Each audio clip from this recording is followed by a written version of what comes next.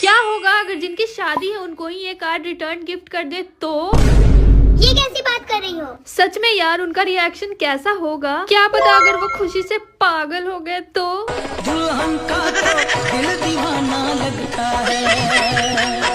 चलो चलो बहुत हो गया, अब अपने काम पे आते हैं। फिर थर्मोकॉल प्लेट लेकर इसके सेंटर वाले पार्ट को मैंने कट करके निकाल लिया। फिर लिया वेलवेट पेपर। वेलवेट पेपर पे मैंने फ्लावर्स के पेटल्स को बना कर ढेर सारे कट कर लिया। फिर इस प्लेट पे मैंने कुछ इस तरीके से लगा दिया और यहाँ पे मैंने कुछ मिरर्स को भी लगाया है। इसके बाद ऊपर के साइड में मैंने लेस लगा दिया और ये सर्कल वाला पार्ट भी मैंने इस थर्मोकॉल की प्लेट से ही कट करके निकाल लिया और फिर मैंने इसको भी लेस से कवर कर दिया। फिर मेरे पास एक वेस्ट ढक्कन पड़ा था तो मैंने इसके अंदर एक भारी सा स्टोन डालकर इस पूरे कार्डबोर्ड को मैंने वेलवेट पेपर से कवर कर दिया। फिर कपल के बैक साइड में जो हमने डिजाइन बनाया था उसको चिपका देंगे। अब तो इन कपल्स का खुश होना तो बनता है।